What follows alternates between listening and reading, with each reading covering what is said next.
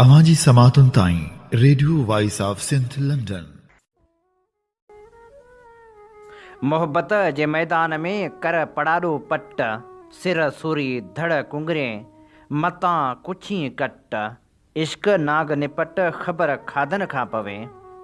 भलारे बिटदणी जे भलारे बैत सां मुंहिंजी आवाज़ मुसाफ़िर radio voice of Sindh London तां थिए दुनिया जी कुंड कुड़छ ताईं, जंहिंजा माग ॿुधिजे पियो उन्हनि मिड़ी महिरबाननि खे सिक भरियो सलाम शाल क़बूल पवे। 2 नवंबर 2025 आचर जे ॾींहुं प्रोग्राम सोच वीचार साण करे आऊं अवांजी ख़िदमत में हाज़िर आहियां जो पंहिंजो मेज़बान हबीब लगारी। प्रोग्राम जी शुरूआत में अवां लाइ इहा ई दुआ त शाल जितो हुजो सुख सलामती सां हुजो, कॾहिं बि ॾुखियो ॾींहुं न ॾिसो ऐं कॾहिं बि अवां जूं मुर्कूं मेरियूं न थियनि। दुनिया जी कुंड कुड़छ में जिते बि रहो सिंध लाइ, सिंध वासियुनि लाइ ऐं दुनिया जे मज़लूम माण्हुनि लाइ जा खोड़ींदा रहो। शाल अव्हांजा ख़्वाब तबीरनि सां लही सघनि। साईं मुंहिंजा ज़िंदगी जे सफ़र में कंहिं बि हाल कंहिं बि सूरत जाखोड़णु वॾी ॻाल्हि हूंदी आहे। ज़िंदगी जे सफ़र में माण्हू अचे थो, जाखोड़े थो ऐं हलियो वञे थो। इहो बि सच आहे,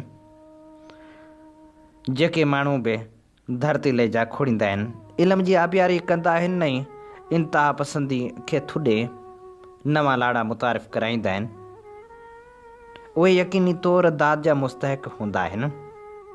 अॼु अहिड़े ई अमूली इंसान जी यादि जो ॾिहाड़ो आहे। जी हा, अॼु मौलाना अज़ीज़ुल्लाह बोयो जी वरसी मल्हाई पई वञे। असीं खेसि भेटाउनि जा गुलाब आछींदासीं ऐं मुख़्तलिफ़ शख़्सियतनि जा लेख अव्हां जे समातनि जी नज़र कंदासीं। सोच वीचार जे हिन सफ़र में असांजी कोशिशि रही आहे त सिंध जे अमल माण्हुनि खे ज़रूरु यादि कजे। सभ खां पहिरियां पेश करियूं था अब्दुल क़दीर मेमन जो लिखियलु लेख। मौलाना अज़ीज़ुल्लाह बोयो ॻोठ ख़ैरमंद बोयो में उस्ताद अब्दुल रऊफ़ बोयो जे घर में 14 मार्च 1946 ते पैदा थियो। बुनियादी तालीम पंहिंजे ॻोठ जे स्कूल ऐं मदरसे में हासिलु कयाई।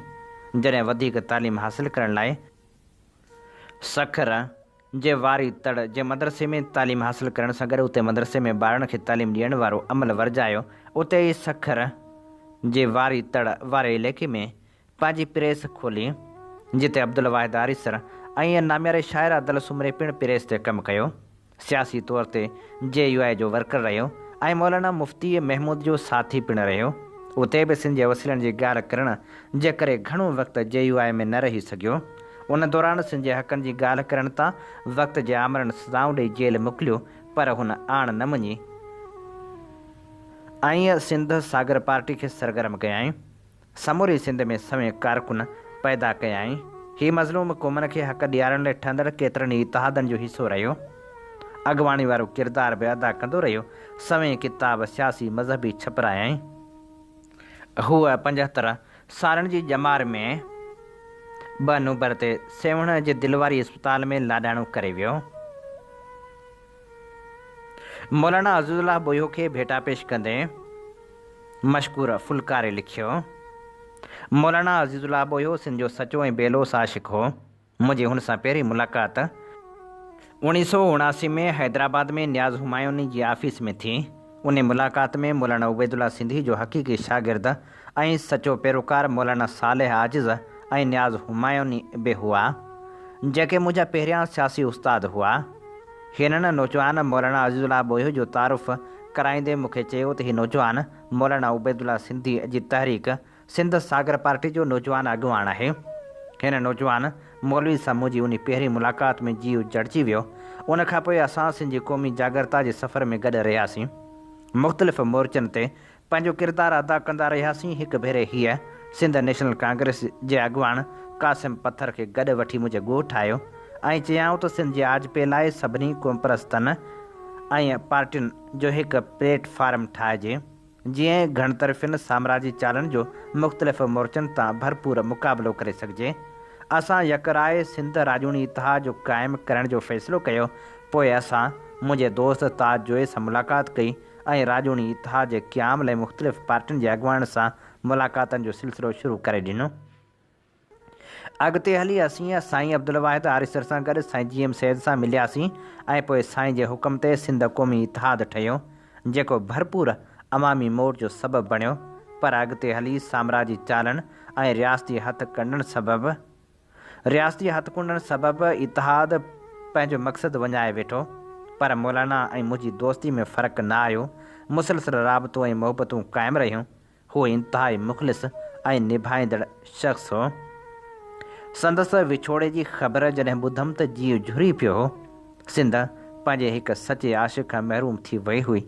सामी सफ़र हलिया राह चिताए रुञ, अहिड़ा जिन उञ से कर्मीन मिलन कापड़ी। मौलाना अज़ीज़ुल्लाह बोयो खे भेटा पेश कंदे नामियारे लेखक हुसैन सारंग लिखियो, सिंध जे इनकलाबी आलम खाहोड़ी क़ौमी अॻवान 50 साल सिंध सागर पार्टी जी सरवाणी कंदड़ अलामा अज़ीज़ुल्लाह बोये जी अॼु 4हीं वरसी आहे। 1986 खां 1998 ताईं संदसि सियासी क़यादत में कमु करण जो मौक़ो मिलियो। उनखां पोइ पिणु साणुसि समाजी इल्मी अदबी लाॻापा बहाल रहिया। मुख़्तलिफ़ इल्मी अदबी समाजी सियासी सरगर्मियुनि में साणुसि मुलाक़ातूं थींदियूं रहियूं। खांइसि सिखण जा मौक़ा मिलंदा रहिया। ख़ासि करे घोटकी शहर ऐं सिंध जे इनकलाबी ॻोठ तौरु सुञापजंदड़ आरब महर में साणुसि तफ़सीली फ़िक्री कचहरियूं थियूं। 1980 वारे ॾहाके में संदसि ॻोठ ख़ैरमंद बोये ज़िले नौशहरे फ़िरोज़ भरिसां मिठियाणी रोड ते बोये साहिब जो मदरसो हूंदो हो। उते सिंध सागर पार्टी जूं मरकज़ी गॾिजाणियूं थींदियूं हुयूं। मां सिंध सागर पार्टी जी बालक विंग मारोड़ा बालक संगत जे पहिरें मरकज़ी ऑर्गेनाइज़िंग कमेटी में हुजण करे ऐं पोइ बालक संगत जे निगरान हुजण नाते सिंध सागर पार्टीअ जे मरकज़ी गॾिजाणियुनि में शिरकत कंदो हुउसि।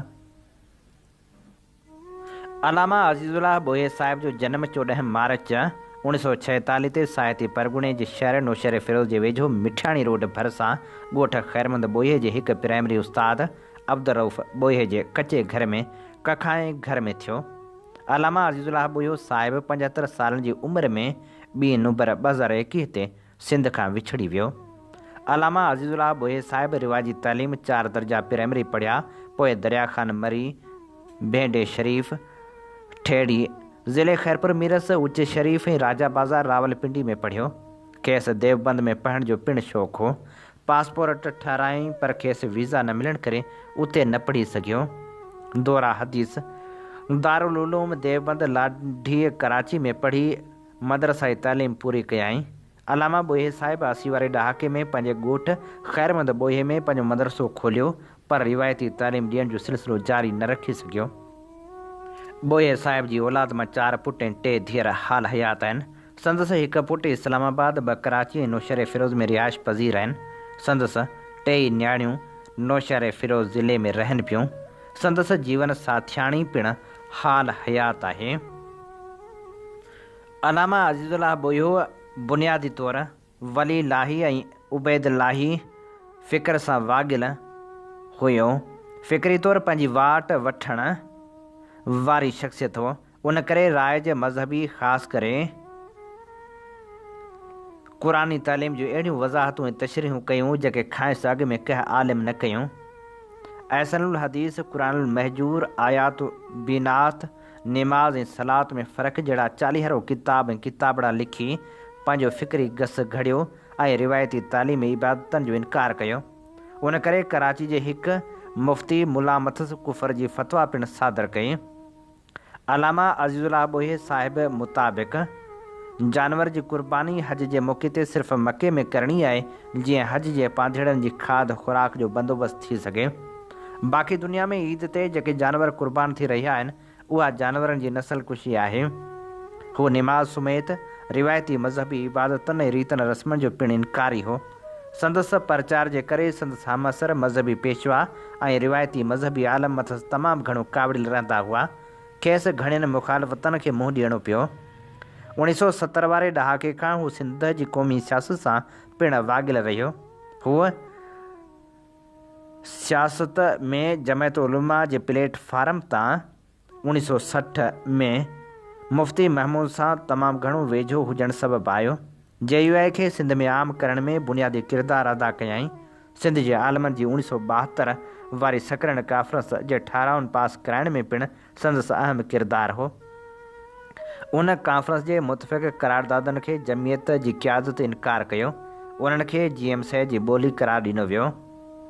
हाफ़िज़ मोहम्मद इस्माइल खॾे वारे ऐं सिंधी आलमनि सां गॾिजी 10 दिसंबर 1939 में एशिया जे अज़ीम इनक़लाबी अॻवान उबैदुल्ला सिंधी जे क़ाइमु कयल सिंध सागर पार्टी खे बहाल कयाई। अॻिते हली हाफ़िज़ मोहम्मद इस्माइल साहिब सिंध सागर पार्टी छॾे जमीयत उलमा सिंध खे वरी सरगर्म करणु शुरू कयो। अलामा अज़ीज़ुल्लाह बोयो साहिब हाल सारो सिंध सागर पार्टी हलाईंदो आयो। सिंध सागर पार्टी खे वॾी सघ ऐं उभार 1985 में मिलियो। उन साल मोहम्मद असलम वसेर, नूर अहमद सिंधी, हाफ़िज़ अतहर चाचड़, फिदा समेजे ऐं ॿिनि जी अॻुवाणी में JUI शागिर्द फ्रंट GTI खे छॾे सिंध जे समें शागिर्दनि ऐं तालिबनि अलामा अज़ीज़ुल्लाह बोये साहिब जी क़यादत में गॾिजी कमु करण जो फ़ैसिलो कयो। अॻिते हली 1987 में पार्टी में इख़्तिलाफ़ थियण करे मोहम्मद असलम वसेर ऐं नूर अहमद सिंधी सियासी तौरु ख़ामोश थी विया। संदन कुझु साथी GA सिंध मुहाज़ में शामिल थिया। अलामा अज़ीज़ुल्लाह बोयो साहिब जी क़यादत में सिंध सागर पार्टी 1980 ऐं 1990 वारनि ॾहाकनि में सिंध जे क़ौमी तबक़ाती सियासत में तमामु घणी मुतहरिक रही। राजूनी इतिहाद, सिंध क़ौमी इतिहाद, पूनम ॿियनि सियासी इतिहादनि में अलामा अज़ीज़ुल्लाह बोयो साहिब पंहिंजी पार्टी जी नुमाइंदगी कंदे अॻुवाणी वारो किरदारु अदा कंदो रहियो। अॻिते हली 1998 में हिकु भेरो वरी सिंध सागर पार्टी ॿिनि हिसनि में विरहाइजी वई। ॿियो हिसो मोहतरम मंसूर जखड़ जी क़यादत में कमु कंदो रहियो। गुज़िरियल साल अलामा अज़ीज़ुल्लाह बोये साहिब जी 3 वर्सीय तक़रीब खां पोइ सिंध सागर पार्टी जे ॿिन्ही धड़नि इतिहाद कयो। आख़िर संस कुझु फ़िक्री वीचार पढ़ंदड़नि ऐं ॿुधंदड़नि आॾो रखूं था। सेक्युलर, तरक़ी पसंद ऐं सिंध दोस्त आलिम हुजण नाते अलामा अज़ीज़ुल्लाह बोयो साहिब जदीद समाजी सोचनि सां पिणु शर्मसार हो। औरतनि जे हवाले सां संस वीचार हो त क़ौमनि खे ग़ुलाम रखण लाइ संदन औरतनि खे कमज़ोर रखणु ज़रूरी हूंदो आहे। जंहिं क़ौम जूं औरतूं आज़ादु हूंदियूं उन क़ौम खे केरु ग़ुलाम रखी नथो सघे। अलामा अज़ीज़ुल्लाह बोयो साहिब आम रिवाजी आलमी सियासी अॻुवान न हो। आलमी सूरत हाल ते पिणु संस गहरी नज़र हूंदी हुई। आज़ाद क़ौमनि जे इदारे UN ते तनक़ीदी नज़र विझंदे हुन लिखियो हो त दुनिया में अक़वाम मुतहदा जूं ज़िम्मेवारियूं मज़लूमनि खे इंसाफ़ ॾियणु, हीणनि खे सगारो करण जी बराबरी ऐं आज़ादी जी तालीम ॾियणु आहे। हूअ उहे ज़िम्मेवारियूं पूरियूं कोन पई करे। अलामा अज़ीज़ुल्लाह बोयो साहिब मज़हबी रवादारी ऐं सेक्युलरिज़म जो न रुॻो हामी पर संदन प्रचारक ऐं पैरोकार हो। हुन लिखियो आहे त ख़ानगाही दुनिया जा माण्हू रूहानीत जे नाते कंहिंखे बेवकूफ़ करे रहिया आहिनि। काराइता माण्हू उहे आहिनि जेके इंसान जे जिस्मानी ज़रूरतनि जूं ईजादूं ऐं तख़लीक़ूं कनि। अलामा अज़ीज़ुल्लाह बोये साहिब इहो पिणु लिखियो आहे त जबरी तौरु कंहिंखां ईमान जो इक़रार कराइणु जाइज़ न आहे। हूअ राइज तोहिन रिसालत कानून जो पिणु मुख़ालिफ़ हो। सिंध में ज़ोरी मज़हबी बदिलाव जो पिणु सख़्तु मुख़ालिफ़ हो। सिंध जे असलुकनि रहवासियुनि, धरती धणियुनि, भीलनि, बागड़ियुनि, कोलियुनि, ओॾनि, कासबियनि ऐं हारियुनि नारियुनि जे हक़नि लाइ हूअ सारी ज़िंदगी जा खोड़ींदो रहियो। बदीनवासी भूरे भील खे मुस्लमाननि सां गॾु हिकु ई क़ब्रिस्तान में न दफ़नाइण ऐं संस मढ़ जी तोहिन जी मुख़ालिफ़त कंदे अलामा अज़ीज़ुल्लाह बोये साहिब वसियत कई हुई त खेसि मटियारी वेझो बागड़ियुनि जे क़ब्रिस्तान में दफ़नायो वञे। हूअ बागड़ियुनि ऐं भीलनि खे मिट माइट ऐं सिंध जो औलाद सम्झंदो हो। हुन पाण खे भूरे भील जो वारिस करार ॾिनो हो। वाक़ई हू सिंध जो खाहोड़ी क़ौमी अॻुवान हो। संस क़ौमी फ़िक्र ऐं सियासी अमल में सिंध जे क़ौमी मसइलनि जा हल ऐं इलाज समायल आहिनि। हीअ असीं अवां जे समातनि जी नज़र करे रहिया हुआसीं। नाम्यारे लेखक हुसैन सारंग जो लिखियल ख़ूबसूरत लेख। अवां जी समातुनि ताईं radio voice of Sindh London. हीअं ॿुधी रहिया आहियो radio voice of Sindh London. अवां जी ख़िदमत में प्रोग्राम पेश कयो पियो वञे सोच वीचार जिन सफ़र में आऊं अवां सां मुख़ातिब अवां जो पंहिंजो मेज़बान हबीब लगारी। जीअं तव्हीं ॼाणो था त असीं radio voice of Sindh London तां अवां जी ख़िदमत में उहे प्रोग्राम पेश कंदा आहियूं जिन में सचाई जा सॾ हूंदा आहिनि, जिन में तारीख़ जा अमल वर्क हूंदा आहिनि। असीं चाहियूं था त सफ़र सफलता माणे, जंहिं लाइ असांखे अवां जे साथ ऐं सहकार जी ज़रूरत आहे। असांजा प्रोग्राम वधि में वधि दोस्तनि ताईं पहुचायो। उन सां गॾोगॾु असांजे यूट्यूब चैनल खे सब्सक्राइब करण न विसारियो। अॼु जे प्रोग्राम सोच वीचार में नामेरे ॾाही आलिम मौलाना अज़ीज़ुल्लाह ॿोहे खे भेटाउनि जा गुलाब आछे रहिया आहियूं। सिंध जो रवादार आलिम सचार सियासतदान जे उनवान हेठि ख़ूबसूरत लेखक अब्दुल जब्बार मंगरीअ लिखियो,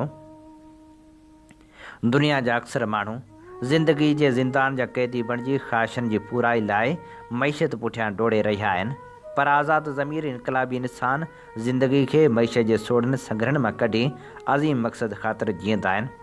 अॼु गुरबत, नाइंसाफ़ी ऐं बेयकीनी जो शिकार बणियल इंसानी कैनात में जेका बि तइमीरी सोच ऐं तब्दीली जी तड़प मौजूदु आहे, सा अहिड़नि आदर्शी इंसाननि जे पोहरे ऐं पंध जो नतीजो आहे।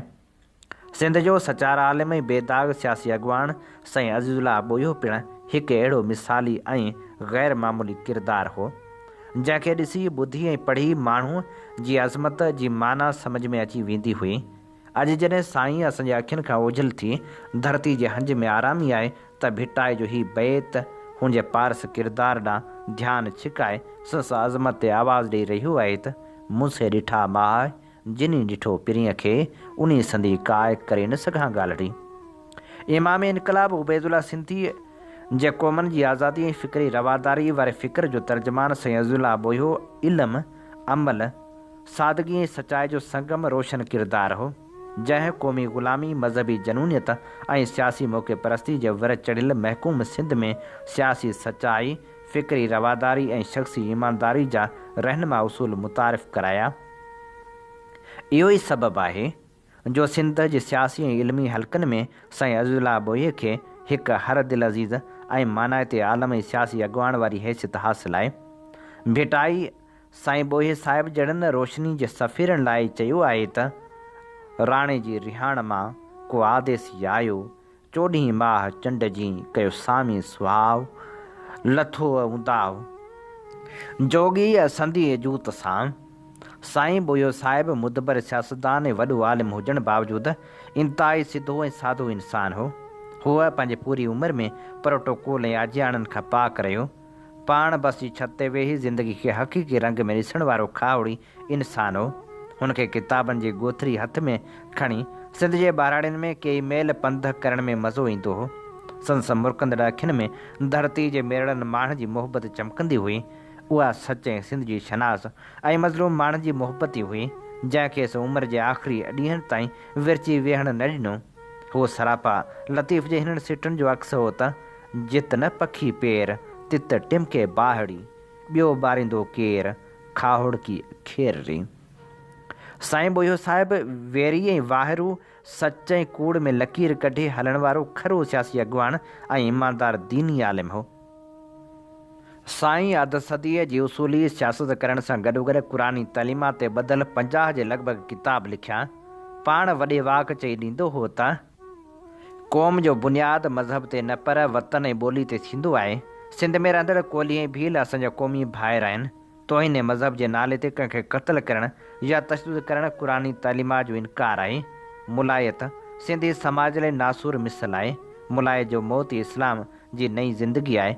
ॿोये साहिब क़ुरान हकीम जी रोशनी में मुदलिल नमूने साबित कयो त महकूम क़ौमनि जी आज़ादी संदन पैदाशी हक़ ऐं आज़ादी जे लाइ जदोजहद पैगुंबरनि जे फ़िक्र जो तसलसल आहे। उन सिलसिले में पाण पंहिंजी क़ुरानी तफ़सीर अहसनुल हदीस जे जुल्द 2 पने पासे 97 ते सूरत अहराफ़ जी आयत नंबर 105 जी वज़ाहत कंदे लिखियो त मूसा अलैहिस्सलाम जो फ़िरौन जे अॻियां अरसले बनी इसराइल खे मूंसां गॾु आज़ादु करे मोकिल जो मुतालबो सिर्फ़ु बनी इसराइल जे क़ौमी आज़ादी जो 1 पॉइंट मंशूर हो।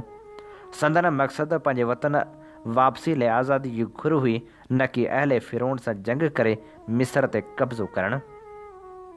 पाण तौहीन वारे क़ानून खे क़ुरान मुखालिफ़ करार ॾींदे पंहिंजे हिकु वीडियो बयान में क़ुरानुल हकीम जी सूरत इनाम जी आयत नंबर 68 जे हवाले सां ही मुदलिल ॻाल्हि रखियाई त क़ुरान हकीम में अलाह जे आयतनि जो मज़ाक़ उॾाइण वारनि गुस्ताखनि जी सज़ा ही ॿुधायल आहे त तव्हां सिर्फ़ु तौहीन कंदड़नि जी मजलिस मां वॉकआउट करे खेनि ग़लती जो अहसासु ॾियारियो। मथनि तशदुद करणु या खेनि क़त्ल करणु त परे जी ॻाल्हि, पर साणनि मुस्तक़िल तौर समाजी बाइकाट में न करियो। साईं अज़ीज़ुल्लाह ॾाढो सियासतदान हो। पाण पाकिस्तानी रियासत ऐं उनजी पार्लियामानी निज़ाम लाइ चिटी तरह चवंदो हो त पाकिस्तान जी पार्लियामेंट हितां जे मज़लूम क़ौमनि लाइ साम्राजी पाथारी आहे, जिते वेठल फ़र्ज़ी हुक्मरान पिंडी वारनि लाइ वट जा भीतर आहिनि। साईं क़ौमी कारकुननि खे सदाईं ही नसीहत कंदो हो त क़ौमी सियासत कजे त पोइ इलेक्शनी भोतार जी गाॾी जी डिगी में वेहण सियासी छुड़वागी आहे। महिनत मज़दूरी करियो पर सियासत में पैदागिरी न करियो। क़ौमी ग़ुलामी जे अहिड़ी बदतरीन दौर में जो सिंधी माण्हुनि खां ज़मीन दरिया ऐं जियापे जा वसीला खसे, सिंध खे आलमी तज़ादनि जी तजर्बेगाह ऐं नंढे खंड जो फ़लस्तीन बणाइण जा साबाह कया पिया वञनि। सिंध जी सरज़मीन ते धारियुनि दुश्मननि ऐं मज़हबी इंतहा पसंदनि खे क़ाबिज़ बणायो पियो वञे। तो हिन मज़हब जे नाले ते लाशनि खे बाहि ॾेई साड़ियो पियो वञे। सिंध जे बहादुर पुटनि खे खंभे गुम कयो पियो वञे ऐं असां मुसलहतनि जो शिकार थी अकेला मारिया ऐं हिसाया वञूं पिया। मूंखे मुंहिंजो अज़ीम सियासी दीनी उस्ताद साईं अज़ीज़ुल्लाह बोयो ॾाढो यादि अची रहियो आहे, जेको पार्टियुनि खां मथां सियासत कंदे मुल्क जी वॾी वर्दी वारे खे वाशिंगटन जो वाठो ऐं वॾे जज खे शैतान चवण जी जुरत रखंदो हो, जंहिं वींदे वींदे बि सिंधी क़ौम जी एकता ख़ातिर हीअ वसियत कई हुई त मरण खां पोइ मूंखे मटियारी वेझो भीलनि जे क़ब्रिस्तान में दफ़न कयो वञे। जेकॾहिं सिंध जा भील भूरे भील जे पलांद में मुंहिंजो लाश कढी रोड ते फिटी कनि त खेनि अहिड़ी इजाज़त पिणु हासिलु हूंदी। सिंध जो यगानो सियासी ऐं इल्मी किरदारु साईं अज़ीज़ुल्लाह बोयो ॿ नवंबर 2021 ते जिस्मानी तौरु असांखां जुदा थी वियो, पर संदसि वतन दोस्त किरदारु, सियासी ऐं इल्मी पोरियो ऐं रवादार सोच क़ौमी सरमाए तौरु असां वटि महफ़ूज़ आहे। हूअ पंहिंजी क़ुरानी तइलीमात ते ॿधल फ़िक्री तहरीरनि ऐं अणथक सियासी जदोजहद जी सूरत में सिंध जे हर दौर जो सूंहों ऐं सरवाण बणियलु रहंदो।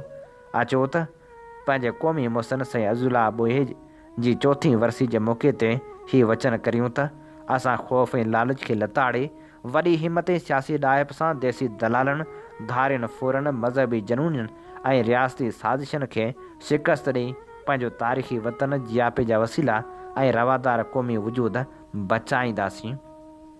हीअ असीं अव्हां जी ख़िदमत में पेश करे रहिया हुआसीं अब्दुल जब्बार मंगरी जो लिखियल लेख।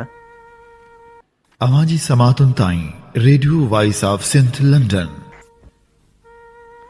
आमीं ॿुधी रहिया आहियो radio voice of Sindh London. अव्हां जी ख़िदमत में प्रोग्राम पेश कयो पियो वञे सोच वीचार जे हिन सफ़र में आऊं अव्हां सां मुखातिब आहियां पंहिंजो मेज़बान हबीब लगारी। जीअं त अव्हीं ॼाणो था त असीं radio voice of Sindh London तां अव्हां जी ख़िदमत में उहे प्रोग्राम पेश कंदा आहियूं जिन में सचाई जा सॾ हूंदा आहिनि ऐं जिन में तारीख़ जा अमल वर्क हूंदा आहिनि। असीं चाहियूं था त सचाई जो हीउ सफ़र सफलता माणे, जंहिं लाइ असांखे अव्हां जे साथ ऐं सहकार जी ज़रूरत आहे। असांजा प्रोग्राम वधि में वधि दोस्तनि ताईं पहुचायो। असीं पंहिंजी मदद पाण तहत रेडियो जी नशरात खे जारी रखियो पिया अचूं।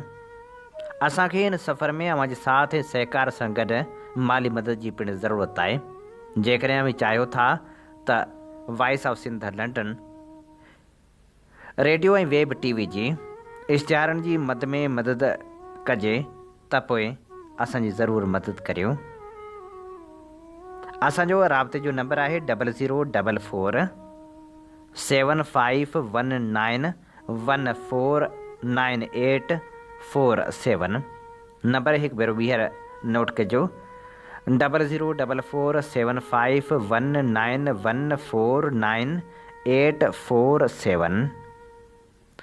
जी हा 2 44 75 19 14 98 असीं अव्हां जे रायनि जा बि मुंतज़र रहंदासीं ऐं उन सां गॾोगॾु असीं अव्हां जे साथ ऐं सहकार जा बि मुंतज़र रहंदासीं। अॼु प्रोग्राम सोच वीचार में भेटाउनि जा गुलाब अची रहिया आहियूं मौलाना अज़ीज़ुल्लाह बोयो खे। नामियारे क़ौम परस्त अॻवान अब्दुल ख़ालिक जुणेजी जो लिखियल लेख अव्हां जे समातनि जी नज़र करियूं था, जंहिंजो उनवान आहे मौलाना अज़ीज़ुल्लाह बोयो सिंध जो मोहब वतन ऐं तरक़ी पसंद आलिम। क़ौमनि खे मज़ाहिमत ज़िंदा रखंदी आहे। सिंध जी तारीख़ मज़ाहिमती किरदारनि सां भरी पई आहे। मौजूदा दौर जो अहिड़ो ई हिकिड़ो मज़ाहिमती किरदारु अज़ीज़ुल्लाह बोयो आहे। मौलाना अज़ीज़ुल्लाह बोए खे ॾिसी इहो वेसाह वधीक पुख़्तो थिए थो त सिंध जीअंदी सदा। सिंध ऐं सिंधी समाज मथां टे अंसर मुसीबत जी सूरत में मुसलत आहिनि। पंजाब जी बालादस्ती, सिंध जो जागीरदाराणो निज़ाम ऐं वधंदड़ मज़हबी इंतिहा पसंदी। मौलाना बोयो टिन्ही ख़िलाफ़ मज़ाहिमती जंग जे अॻे सिफ़नि में रहियो। हिते कुझु माण्हू अणॼाणाई में या ॼाणी वाणी मज़ाहिमत खे बंदूक सां मुंसलिक ऐं महदूद कनि था। ज़ुबान सां ई ख़ासि करे कलम सां तमामु वॾी मज़ाहिमत थी सघे थी ऐं थी आहे। दुनिया जी तारीख़ अहिड़नि मिसालनि सां भरी पई आहे। सुकरात जी मज़ाहिमत जो को आहे मट तारीख़ में। मार्टिन लूथर जी मज़ाहिमत कीअं चर्च खे चैलेंज कंदे यूरोप में नई सुजागी जा बुनियाद विधा, जंहिं अॻिते हली सॼी दुनिया खे रोशनी जा रस्ता ॾेखारिया। या गैलीलियो जो मुक़दस मसनदनि ख़िलाफ़ु शुरू कयल मज़ाहिमत 400 सालनि ताईं जारी रहियो। जॾहिं बंदूक जे ज़ोर ते बालादस्ती रखंदड़नि खां माफ़ी वरिती ऐं हिते बंदूक जे ज़ोर ते क़ाइमु अज़दे जहिड़ी पाकिस्तानी रियासत ख़िलाफ़ GM सैद जे अकेले सिर कलम ज़रिए कयल मज़ाहिमत जी अज़मत खां केरु इनकार करे थो सघे। उनजो मतिलबु उन्हनि माण्हुनि जी अज़मत खे घटि करणु क़तई न आहे जिन ज़ुल्म जबर ऐं ॾाढ खां इंसाननि खे छुटकारो ॾियारण लाइ बंदूक खईं। पाकिस्तान जी रियासत ठहियली मज़हब जे बुनियाद ते ऐं बीठली मज़हब ऐं बंदूक जे मेलाप वारे आधार ते आहे। उन में मज़हब जे नाले में थींदड़ इस्तहसाल ख़िलाफ़ जदोजहद करणु वॾो कमु आहे, जेको मौलाना अज़ीज़ुल्लाह बोए कयो। हिते न रुॻो इस्तहसाल कयो वियो आहे, पर हिन रियासत मज़हब जी आड़ में क़ौमनि जे वजूद खे मेसारण जी कोशिशि कई आहे। उन ख़िलाफ़ थींदड़ सिंधी क़ौम जी जदोजहद में मौलाना बोए जो बि हिसो आहे। जॾहिं हिकिड़ो मज़हबी आलम मज़हब जे नाले में थींदड़ नाइंसाफ़ियुनि ऐं ज़ुल्म ऐं जबर ख़िलाफ़ दलील दलाइल ॾिए थो त पोइ ते पियल समाज में उनजो पंहिंजो असरु थिए थो। सिंधी समाज ते जागीरदारनि, सरदारनि, वॾेरनि ऐं पीरनि मीरनि जी बालादस्ती बि घणे वक़्त खां रही आहे। 1947 में मज़हब जे बुनियाद ते थियल मतभेद जे नतीजे में असांजे बालिग मिडल क्लास जी सिंध बदर थियण जे नतीजे में जागीरदारनि ऐं पीरनि मीरनि जी गिरफ़्त अञा वधीक मज़बूत थी वई। उन्हनि जे ख़िलाफ़ मौलाना ज़ुबान सां तोड़े कलम सां जदोजहद कई। उन करे ई हारी अॻवान हुनजा वेझा दोस्त रहिया। हारी तहरीकनि सां हुनजी ख़ासि वेझड़ाइप रही। इहो ई सबबु हो त संसद जनाज़े में 86 साला दादा अली बख्श जहिड़ा हारी अॻवान बि शामिल हुआ। सिंध जी जुदा सुञाणप ऐं ख़ुदि मुख़्तियार हैसियत जो फ़िक्र खेसि उबैदुल्लाह सिंधी खां विरसे में मिलियो हो। मुफ़्ती महमूद जी क़यादत वारी जमायत उलमा इस्लाम सां इख़्तिलाफ़ बि सिंध जी ख़ुदि मुख़्तियारी जे सवाल ते थियसि ऐं उनखां ॿियनि मुहब वतन सिंधी आलमनि सां गॾु अलहदगी इख़्तियार कयाई। अॻिते हली उबैदुल्लाह जे फ़िक्र जे तसलसिल में सिंध सागर पार्टी ठाहियाई, जंहिंसां आख़िरी दम ताईं वागिल रहियो। सिंध जी जुदा सुञाणप जो हिकु इंतिहाई अहम अंसर सेकुलरिज़म आहे, जंहिं सेकुलरिज़म लाइ यूरोप वारनि खे सदियुनि ताईं खूनी वेड़ विढ़णी पई। उहो सिंध जी धरती मां नसलनि वांगुरु सदियुनि ताईं फुटंदो रहियो आहे। या जीअं राम ॼेठ मलाणी चयो त हिंदुस्तान में ॿारनि खे स्कूल में सेकुलरिज़म पढ़ायो वेंदो आहे, पर असां सिंधियुनि खे सेकुलरिज़म माउ जी थञ में मिलंदो आहे। पाकिस्तान जी रियासत ऐं उनजा साथारी सियासतदान ऐं मुल्ला सिंध जी सेकुलर समाज खे बिगाड़ण ऐं सेकुलर चहिरे खे मस्ख़ करण जूं कोशिशूं कंदा रहिया आहिनि। उनजे अहिड़ियुनि साज़िशनि ऐं मनसूबनि जो मुक़ाबिलो कंदे सिंध जे सेकुलर चहिरे जी सूंह खे बरक़रार रखण वारी जदोजहद में जिते GM सैद जो नालो निमाया अचे थो, उते सिंध जे आलमनि जो किरदार बि अहम आहे, जिन में मौलाना अज़ीज़ुल्लाह बोए, हाफ़िज़ सिद्दीक़ मेमण ऐं मौलाना उबैदुल्लाह भट्टी जा नाला निमाया जाइ वालारनि था। सिंध जी आज़ादी, ख़ुदि मुख़्तियारी ऐं ख़ुशहाली वारे सियासी जदोजहद जे सफ़र में मौलाना बोए सां मुंहिंजो अमली वास्तो 1980 जे ॾहाके में थियो, जॾहिं राजूणो इतिहाद ठहियो, जंहिंमें सिंध जी आज़ादी में यकीन रखंदड़ जमायतूं जीअं सिंध मुहाज़, सिंध सागर पार्टी, जमायत उलमाए सिंध, सिंध नेशनल कांग्रेस, सिंध दोस्त इनकलाबी तनज़ीम ऐं सिंध इनकलाबी पार्टी शामिल हुयूं। उन इतिहाद जे पोयां सिंधी अवाम जो क़ौमी इतिहाद ऐं सिंध क़ौमी इतिहाद ठहिया। राजूणी इतिहाद सिंध में क़ौमी सुजागी जी हिकु नई लहर जी इब्तिदा कई। सिंध क़ौमी इतिहाद जीअं त हिकिड़ो तमामु वॾो ऐं वसी इतिहाद हो, जंहिंमें मुख़्तलिफ़ मकतब ऐं फ़िक्र जो पार्टियूं, अदबी ऐं समाजी तनज़ीमूं ऐं कुझु नामियारा फ़र्द शामिल हुआ। तंहिं करे उन इतिहाद जे अंदरि पार्टियूं फ़िक्री हमाहंगी जे बुनियाद ते गॾिजी कमु कंदियूं हलियूं। अहिड़ी रीति उते बि मौलाना ॿोही ऐं मूंखे वेझो अचण ऐं वेझड़ाई सां कमु करण जो मौक़ो मिलियो। उन्हनि इतिहादनि जे अवामी राब्ते वारनि दौरनि मौलाना तरफ़ां सेक्युलर सियासी मक़सदनि जे हक़ में दलील सां गुफ़्तगू निहायत असरअंदाज़ ऐं काराइती हूंदी हुई। मूंसां ज़ाती तौर पे मौलाना तमामु घणो महिरबानी हूंदो हो। केतिरा भेरा फ़ोन करे घर ते या ऑफिस ते सीट जी कचहरी करणु आयो। उन दौरान सिंध जी मजमूई सूरतहाल बाबति गुफ़्तगू करण खां सवाइ मुंहिंजी इनफ़रादी सियासी किरदार बाबति बि मूंखे सुठियूं सलाहूं ॾींदो हो। हिकु भेरे अहिड़ी कचहरी लाइ पंहिंजे नौशर फिरोज़ वारे घर ते मुंहिंजी दावत बि कयाई, जंहिंमें 3-4 ॿिया वेझा एतमाद वारा दोस्त बि शरीक थिया। वफ़ात खां 2 हफ़्ता अॻु में 15 अक्टूबर ते फ़ोन करे चयाई त सुभाणे तोसां ज़रूरु कचहरी करणी आहे। मुलाक़ात लाइ नूरदीन सरकी एंड कंपनी जी ऑफिस में 2 वॻे जो टाइम मुक़ररु थियो। ॿिए ॾींहुं 1:30 वॻे फ़ोन करे चयाई त मां तुंहिंजी ऑफिस में वेठो आहियां। जल्दी अचण जो सबबु ॿुधाईंदे चयाई त तोखां अॻु में मौलाबश खोसे सां कचहरी करणी हुई, पर उहो कोन मिलियो। मां तकड़ करे 2:45 वॻे ऑफिस पहुतसि। मानी खां मन कयाई, चांहि लाइ चयाई त तुंहिंजो साथी वकील प्यारे चुको आहे। 20-25 मिंटनि जी कचहरी दौरान मुंहिंजी तबक़े ख़िलाफ़ का नई या अहम ॻाल्हि कान कयाई। उहो चयाई त सिंधी क़ौमी तहरीक जे हवाले सां तो में घणी उमेदु आहे, तो ते ज़िम्मेवारी बि घणी आहे, उनखे चङी तरह निभाइजांइ। इहे अखर चवंदे मौलाना जो आवाज़ु भरिजी आयो, जिते मां रुॻो खेसि ॿाहूं ॿधण जेतिरी हिमत करे सघियुसि। उनखां पोइ इहो चवंदे रवानो थियो त ओभाए ख़ान खुश्क ॾांहुं थो वञा। सुमाणी महिल ओभाए ख़ान फ़ोन करे चयो त मौलाना साहिबु कचहरी वेठो करे, उन दौरान तुंहिंजो ज़िक्र बि थियो। मौलाना जे वञण खां पोइ मां संसि सीड़जी अचणु, एतिरी मुख़्तसर वक़्तु वेहण ऐं अहिड़ा लफ़्ज़ चवण जो मक़सदु सम्झी न सघियुसि ऐं पंहिंजो पाण खां सुवाल कंदो रहियुसि। उन्हनि सुवालनि जो जवाबु मूंखे तॾहिं मिलियो जॾहिं संसि तॾहिं ते संसि नंढे फ़र्ज़ंद फ़ैसल ॿुधायो त उन ॾींहुं सुबुह जो मां बाबा खे डॉक्टर सलेमान शेख जी ऑफिस छॾे आयुसि। उतां खेसि यूनुस महर वटि वञिणो ऐं पोइ तो वटि अचिणो हो।